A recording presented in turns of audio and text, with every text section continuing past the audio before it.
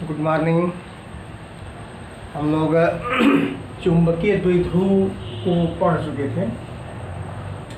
चुंबकीय द्विध्रुव क्या होता है और कैसे ये प्राप्त होता है और इसका संकेत वगैरह सब देखे थे हम लोग। जिस प्रकार से वैद्युत द्विध्रुव में आपको बताया गया था कि अल्प आवेश, अल्प विपरीत आवेश अत्यंत अल्प दूरी पर स्थित हों, ये दोनों बराबर विपरीत आवेश जो कि अल्प है, ये दोनों मिलकर एक जो जिस निकाय की रचना करते हैं, इस निकाय को हम लोग वैद्युत द्विध्रुव कहते हैं। वैसे ही अगर कोई धारा लूप है और इस धारा लूप में विद्युत धारा प्रवाहित हो रही है, तो विद्युत धारा के प्रवाहित होने के कारण जो है ये कुंडली जो है एक चुंबकीय द्विध्रुव की भांति काम करेगा। इसके वैद्युत द्विध्रुव को हम लोग P से दिखाए थे, चुंबकीय द्विध्रुव को हम लोग M से दिखाए थे। M का मान हम लोगों को मिला था NIA, जहाँ N जो है कुंडली में लपेटे गए फेरों की संख्या थी, I जो है कुंडली में प्रवाहित होने वाली धारा और A जो है कुंडली का क्षेत्रफल था। चुंबकीय द्विध्रुव आघूर्ण सदिश राशि है, इसकी दिशा होती है। अब किसी चुंबकीय द्विध्रुव को हम किसी अन्य एक समान चुंबकीय क्षेत्र में ले जाएं, तो उस चुंबकीय द्विध्रुव पर चुंबकीय क्षेत्र में ले जाने के कारण उस पर बल आघूर्ण आरोपित होता है और उस बल आघूर्ण के कारण जो है कितना बल आघूर्ण आरोपित होता है, तो इसको भी हम लोग जानते हैं। इसको हम लोग कर चुके हैं μ/mv sin थीटा, जहाँ m जो है चुंबकीय द्विध्रुव आघूर्ण की माप है, b चुंबकीय क्षेत्र है और थीटा जो है आघूर्ण और चुंबकीय क्षेत्र की दिशा के साथ बनाया गया कोण है। तो हम लोगों का टॉपिक है यहाँ पे बाह्य चुंबकीय क्षेत्र में चुंबकीय द्विध्रुव की स्थितिज ऊर्जा पोटेंशियल एनर्जी निकालना हम लोगों को। और किसी चुंबकीय क्षेत्र में जब द्विध्रुव को रख के और उस द्विध्रुव को उसके क्षेत्र की दिशा हो, द्विध्रुव को क्षेत्र की दिशा में किसी कोण पे घुमाया जाएगा, तो घुमाए जाने में कार्य करना पड़ेगा, इस बल आघूर्ण के विरुद्ध जो है कार्य करना पड़ेगा। जो कार्य किया जाएगा वह कार्य जो है उस चुंबकीय द्विध्रुव में ऊर्जा के रूप में संचित हो जाएगा और चुंबकीय द्विध्रुव में संचित उसी ऊर्जा को हम लोग कहेंगे चुंबकीय द्विध्रुव की स्थितिज ऊर्जा। और इस स्थितिज ऊर्जा की जो मात्रा होगी वह उस द्विध्रुव को घुमाने में किए गए कार्य के बराबर होगी।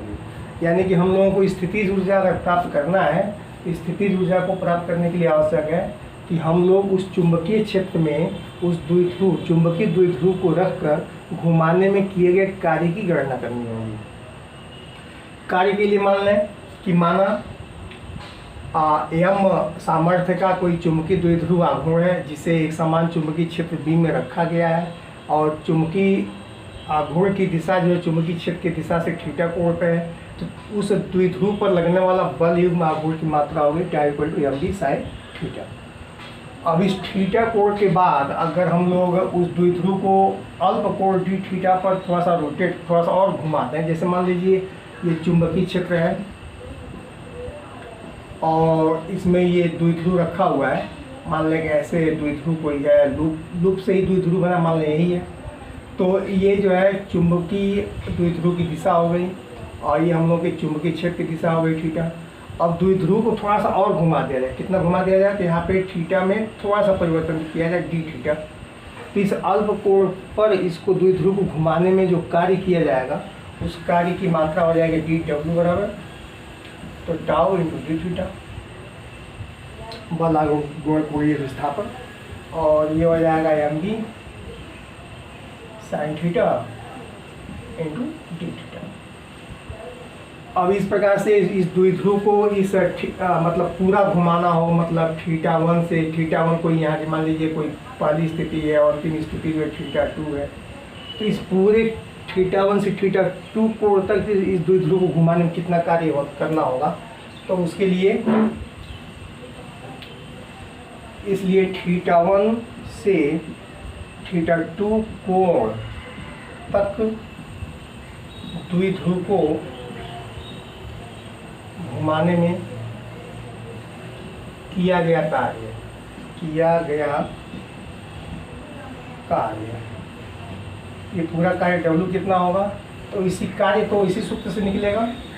और कितना होगा, तो ये होगा समाकलन θ1 θ2 lower limit upper limit M B sine theta, यहाँ बी छूटा हुआ है, एम बी साइन थीटा। अब एम बी साइन थीटा में से एम बी तो अचर होगा, इसको बाहर निकाल लेंगे, θ1 से θ2 और यहाँ हो जाएगा साइन थीटा। अब साइन थीटा का समाकलन सीधे मिल जाएगा हम लोगों को, साइन थीटा का समाकलन यहाँ साइन थीटा का समाकलन करना है, तो एम बी और साइन थीटा का समाकलन माइनस कास थीटा, θ1 से θ2। अब ये माइनस बाहर होगा, एम बी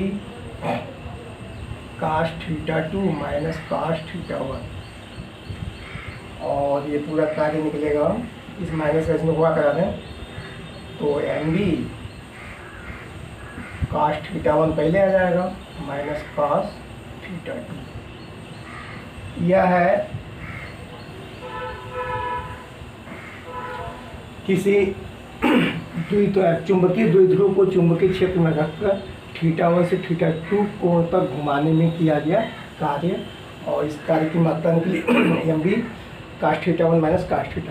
और जो कार्य किया जाएगा यही कार्य जो है इस द्विध्रुव में ऊर्जा रूप में संचित होगा, तो नीचे की लाइन लिख देंगे कि यही कार्य जो है द्विध्रुव में ऊर्जा रूप में संचित होता है।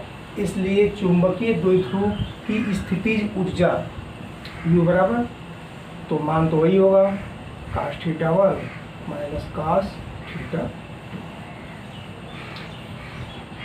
अब यहाँ से अलग अलग स्थिति में जा सकते हैं हम लोग कि मान लीजिए प्रारंभिक स्थिति में θ1 बराबर 90 अंश, θ1 बराबर 90 अंश मतलब द्विध्रुव का जो अक्ष है, द्विध्रुव का अक्ष लिए गए चुंबकीय क्षेत्र की दिशा के लंबवत हो, उस स्थिति में θ1 इक्वल टू 90 अंश, तो U बराबर हो जाएगा, या कास θ1 कास 90 होगा, कास 90 का मान 0, तो ये हो जाएगा माइनस एम बी कास θ2। अब यहाँ पे ये पहला हुआ, दूसरा हुआ, यदि θ2 बराबर 0 अंश हो, θ2 बराबर 0 अंश, तो U बराबर हो जाएगा माइनस एम बी, क्योंकि कास 0 का मान 1 होता है, तो ये हो जाएगा माइनस एम बी। यही जो है, ये जो इसी अवस्था में जो है कि ये चुंबकीय द्विध्रुव जो अस्थायी अवस्था में बताता है, ये अस्थायी संतुलन की अवस्था है। अब इस θ2 को 0 अंश से 180 अंश घुमा दें, तो 180 अंश घुमा देंगे तो θ2 का मान 180 अंश लिया जाएगा, काश 180 अंश का मान -1 तो माइनस प्लस हो जाएगा, ये हो जाएगा। तीसरा कंडीशन ले सकते हैं कि यदि θ2 बराबर 180 180 अंश, इस स्थिति में इस स्थिति में आके ये जो सूत्र है ये बदल के हो जाएगा, U इक्वल टू U यहाँ पे 0 अंश लिख सकते हैं, यहाँ 180 लिख सकते हैं, कितने अंश पे हम स्थिति ऊर्जा निकाल रहे हैं, तो ये हो जाएगा माइनस एम बी कास 180, और कास 180 का मान -1 और माइनस पहले से, तो हो जाएगा एम बी प्लस एम। ये अस्थायी संतुलन है। अस्थायी संतुलन के लिए यही है माइनस एम बी, यानी कि जब अक्ष और चुंबकीय क्षेत्र के बीच का कोण 0 अंश हो, उसी अवस्था में ये जो है चुंबकीय द्विध्रुव जो है अस्थायी अवस्था में होता है। तो यह है बाह्य चुंबकीय क्षेत्र में चुंबकीय द्विध्रुव की स्थितिज ऊर्जा। अब इस स्थितिज ऊर्जा के बाद हम लोगों को जिस प्रकार से हम लोग वहाँ पे वैद्युत द्विध्रुव के लिए निकाले थे कि कोई वैद्युत द्विध्रुव है, तो वैद्युत द्विध्रुव के कारण जो है वैद्युत क्षेत्र उत्पन्न होता है, और वैद्युत क्षेत्र जो उत्पन्न होता है उसके लिए हम लोग 2 स्थिति लिए थे, अक्षीय स्थिति और निरक्षीय स्थिति। तो वैसे यहाँ पर है कि चुंबकीय द्विध्रुव के कारण चुंबकीय क्षेत्र की तीव्रता, magnetic field due to magnetic dipole, चुंबकीय द्विध्रुव के कारण चुंबकीय क्षेत्र की तीव्रता। चुंबकीय द्विध्रुव के कारण चुंबकीय क्षेत्र की तीव्रता। किसी प्रकार से बना हुआ कोई चुंबकीय द्विध्रुव है तो उस द्विध्रुव के कारण चुंबकीय क्षेत्र की तीव्रता कितनी होगी, उसके लिए हम लोगों का पैटर्न वही है जो वैद्युत द्विध्रुव के लिए निकाले थे हम लोग। वैद्युत द्विध्रुव मतलब अक्षीय स्थिति और निरक्षीय स्थिति। इसमें पहला शुरू करते हैं हम लोग अक्षीय स्थिति। अक्षीय स्थिति मतलब एक्सियल स्टेट, अक्षीय स्थिति।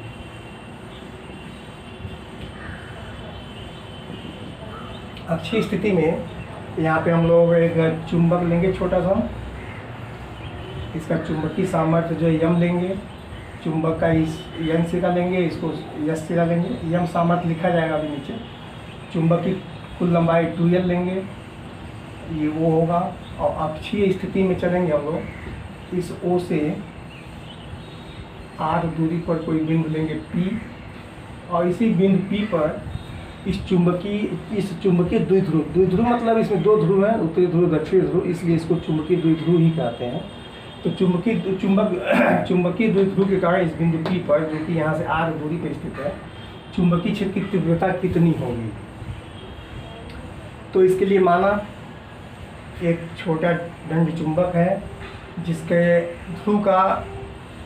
ध्रुव का चुंबकीय सामर्थ्य जो है कैपिटल एम है। चुंबक की लंबाई 2l है, ऐसे लिखते जाएंगे। चुंबक की लंबाई 2l है। चुंबक के केंद्र से r दूरी पर अक्षीय स्थिति में स्थित बिंदु P है। तो बिंदु P पर चुंबकीय क्षेत्र की तीव्रता कितनी होगी। तो बिंदु P पर चुंबकीय क्षेत्र की तीव्रता के लिए, अब चुंबकीय क्षेत्र की तीव्रता भी दिशात्मक होती है, सदिश राशि होती है। तो यहाँ पे मान लें P1 है चुंबकीय क्षेत्र इस n ध्रुव के कारण, और चुंबकीय बल रेखा जो n से निकल के s की ओर जाती है तो ये बाहर की ओर मानी जाएगी, और s के कारण यहाँ चुंबकीय क्षेत्र की दिशा V2 है। तो यम सामर्थ्य, यम ध्रुव सामर्थ्य वाले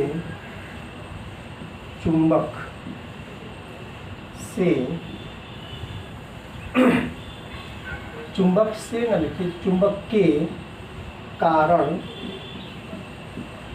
B पर, सॉरी B पर नहीं है, बिंदु P है, P पर चुंबकीय क्षेत्र, इसको B1 मान लें। तो ये बाहर की ओर है और इसका मान कितना होता है, तो μ0/4 pi into m/r³ r², m/ ये दूरी जो है इसको l माना जाएगा, तो दूरी हो जाएगा r - l का होल स्क्वायर।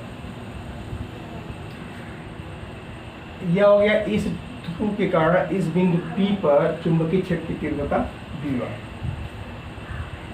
इसी प्रकार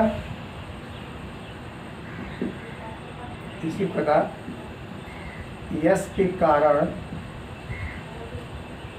चुंबकीय क्षेत्र की तीव्रता कितनी होगी, तीव्रता V2।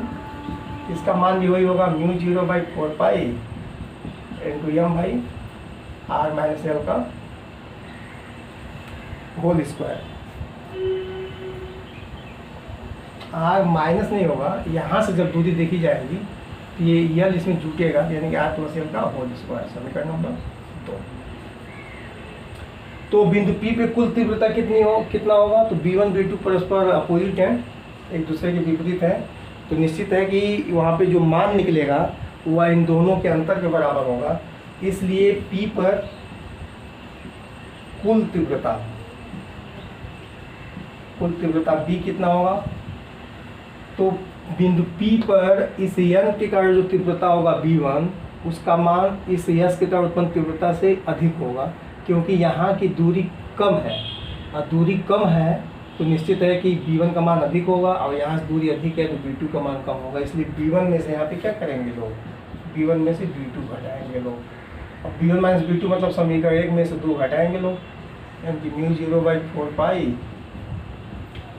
m/r - l का होल स्क्वायर माइनस B1 का मान हो गया B2 का,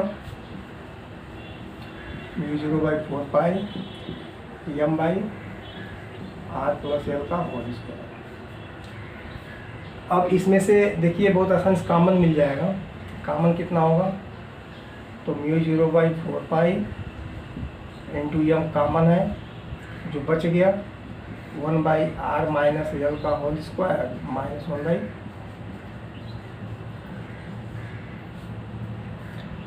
अब यहाँ लघुत्तम, अब इसका लघुत्तम लेना होगा, तो म्यू 0/4 इंटू m लघुत्तम हो जाएगा r minus l r plus l, ऐसे करके अब पूरे का होल स्क्वायर कर देना है, क्योंकि दोनों के वर्ग है तो इसे वो लघुत्तम हो जाएगा। अब इससे भाग करेंगे तो ये वाली राशि कटेगी, ये बचेगी, यानी r square plus l square plus 2rl यह बचेगा। फिर माइनस चिन्ह है तो माइनस, इससे भाग करेंगे तो ये कटेगा, ये बचेगा r माइनस l का होल स्क्वायर, और उसके पहले माइनस है तो minus r square minus l square plus 2rl हो जाएगा यहाँ पे, ये हो। यहाँ पर आसानी से r स्क्वायर l स्क्वायर से r square l square cut जाएगा, और 2rl और 2rl मिलके 4rl, तो ये हो जाएगा म्यू 0/4 इंटू m और rl बाई, अब ये हर में a square a minus B a plus B, तो यहाँ वर्गांतर हो जाएगा r square minus l square का होल स्क्वायर। अब यहाँ पे थोड़ा सा काम है, b equal to mu 0/4 into यहाँ पे 2l इंटू m एक साथ कर लें, तो 1 2 यहाँ बच जाएगा और r यहाँ बच जाएगा बटे r square minus l square. अब 2l इंटू m वैद्युत द्विध्रुव आघूर्ण हो जाएगा, ये हो जाएगा mu 0/4 into 2mr by r square minus l square का होल स्क्वायर। यह है चुंबकीय क्षेत्र की तीव्रता किसी चुंबकीय द्विध्रुव के कारण उसके अक्षीय स्थिति में, जहाँ m जो है उस चुंबक का चुंबकीय द्विध्रुव आघूर्ण है, और कैपिटल M जो है चुंबकीय द्विध्रुव आघूर्ण, और स्मॉल m जो है उसका उसके सिरे का चुंबकीय सामर्थ्य। अब चूंकि ये द्विध्रुव में हम लोग 2l का मान बहुत कम लेते हैं, तो यहाँ पे l is more less then r होता ही है, मतलब l का मान जो r की तुलना में बहुत कम होता है, r अधिक होता है और l कम होता है। यहाँ से अगर l को लेफ्ट करते हैं लोग तो r पे घात 4 हो जाएगा, एक r कट जाएगा, तो यहाँ पे b का मान मिल जाता है हम लोगों को mu 0/4 into 2m by r³। तो आंतरिक प्रश्न के लिए इस सूत्र का भी प्रयोग करते हैं, और अगर स्पेशल कंडीशन के रूप में प्रश्न दिया है तो इसका भी प्रयोग करते हैं। इन दो सूत्रों की सहायता से हम लोग किसी भी चुंबकीय द्विध्रुव के कारण उसके अक्षीय स्थिति में चुंबकीय क्षेत्र की तीव्रता जो है ज्ञात करते हैं। ये अक्षीय स्थिति में चुंबकीय क्षेत्र की तीव्रता चुंबकीय द्विध्रुव के कारण। इसी तरह से ये अक्षीय स्थिति हो गया। अब निरक्षीय स्थिति में चले लो, तो निरक्षीय स्थिति में अब दूसरा आ जाएगा यहाँ पे निरक्षीय स्थिति। निरक्षीय स्थिति किसे कहते हैं, तो वैद्युत द्विध्रुव में भी आपको बताया गया था निरक्षीय स्थिति कि द्विध्रुव के लंबार्धक पर स्थित प्रत्येक बिंदु जो है निरक्षीय स्थिति का बिंदु कहलाता है। वैसे ही अगर ये हम लोगों का चुंबकीय द्विध्रुव है और इसके केंद्र पे ऐसे लंबार्धक खींच लें अगर, तो ये जो OP रेखा है, यही रेखा जो इसकी निरक्षीय स्थिति कहलाएगा। अगर P की O से दूरी अगर R मान लें, इसकी लंबाई L मानते ही हैं, तो इस बिंदु P पर इस उत्तरी और दक्षिण ध्रुव के कारण कितना चुंबकीय क्षेत्र होगा उसके विषय में हम लोग काम करेंगे। सीधी रेखा में आइए भाई, काहे टेढ़ा में आओगे। हाँ ठीक है। तो फिर वही पुरानी बात मानेंगे कि माना एक चुंबकीय द्विध्रुव है NS, इस चुंबकीय द्विध्रुव के निरक्षीय स्थिति पर एक बिंदु है P, चुंबक के केंद्र O से P की दूरी स्मॉल r है। तो इस चुंबक के उत्तरी सिरे के कारण अगर उत्पन्न चुंबकीय क्षेत्र की तीव्रता V1 हो, तो V1 यहाँ से दूर जाने की उस दिशा में होगा, और यह कोण अगर थीटा हो तो यहाँ पे इसके दो घटक होंगे थीटा। तो ये V1 लिया गया है, तो थीटा अगर ये होगा तो इसका जो क्षैतिज घटक होगा V1 cos थीटा ये होगा, और जो ऊर्ध्व घटक होगा वो इस दिशा में होगा, ये होगा V1 sin थीटा। ये n के कारण बिंदु P पर उत्पन्न चुंबकीय क्षेत्र V1 हो तो इस V1 के दो घटक होंगे, V1 cos थीटा और V1 sin थीटा। इसी तरह से इस यस ध्रुव के कारण उत्पन्न चुंबकीय क्षेत्र अगर V2 हो तो V2 की दिशा ऐसे होगी यस की ओर। तो ये थीटा है, तो ये थीटा है, तो लंबार्धक का ये OP लंबार्धक है, तो लंबार्धक होने का ये यह और यह लंबाई बराबर होगी, तो ये कोण भी आपस में बराबर होंगे। मतलब ये थीटा है तो ये भी थीटा होगा। अब ये थीटा होगा तो ये समानांतर रेखा है, तो यह कोण भी थीटा होगा। अब ये थीटा होगा तो इस दिशा में इसका घटक होगा V2 cos थीटा, और इस दिशा में घटक होगा V2 sin थीटा। अब यहाँ ध्यान से देखिए कि n और s के सामर्थ्य समान होंगे और ये दूरियां समान हैं यहाँ से, इसलिए V1 V2 के मान समान होंगे, इसलिए V1 sin theta V2 sin theta परस्पर बराबर और विपरीत होने का ये निरस्त हो जाएगा। तो बिंदु P पे बचेगा क्या, V1 cos थीटा और V2 cos थीटा। तो बिंदु P पे कुल चुंबकीय क्षेत्र की तीव्रता का जो मान होगा वह इन दोनों तीव्रताओं को जोड़ने से प्राप्त होगा। तो फिर वही कि अगर उत्तरी और दक्षिण ध्रुव के ध्रुव सामर्थ्य स्मॉल m हो तो दूरी भी चाहिए हम लोगों को। तो ये O से P की दूरी L है, और यहाँ से N की दूरी, ये O से P की दूरी R है और O से N की दूरी L है, तो N से P की दूरी हो जाएगा √r² प्लस L²। ऐसे ही इसका मान भी हो जाएगा, दूरी भी पाइथागोरस प्रमेय से मिल जाएगा हम लोगों को। तो n ध्रुव के कारण तीव्रता V1 कितना होगा, तो होगा μ0/2 into m by r² plus L² का होल स्क्वायर। तो होल स्क्वायर करेंगे तो वर्ग है, वर्गमूल है, तो कड़ी हट जाएगा, और ये हो जाएगा μ0/4 into m by r² plus L²। ये हो गया V1 का मान। इसी प्रकार V2 कितना होगा, तो ये होगा μ0/4 m by r² plus L²। तो बिंदु P पर कुल चुंबकीय क्षेत्र की तीव्रता कितनी होगी, तीव्रता B बराबर, तो ये होगा V1 cos theta plus V2 cos theta, और V1 V2 cos थीटा का मान रखेंगे लोग तो μ0/4 into m by r² plus L² into cos theta, और फिर μ0/4 into m r² plus L² into cos theta. ध्यान से देखेंगे तो दोनों एक ही चीज़ है, जो यहाँ पे वही यहाँ पे इनको जोड़ना है, तो ये दोगुना हो जाएगा, यानी कि μ0/4 into 2m by r² plus L² into cos theta. अब यहाँ से cos थीटा की वैल्यू देखिए, cos थीटा और थीटा इसी को लेते हैं, तो cos बराबर होता है आधार बटे कर्ण, आधार मतलब यह, कर्ण मतलब इतना, तो ये हो जाएगा। तो B का मान हो जाएगा μ0/4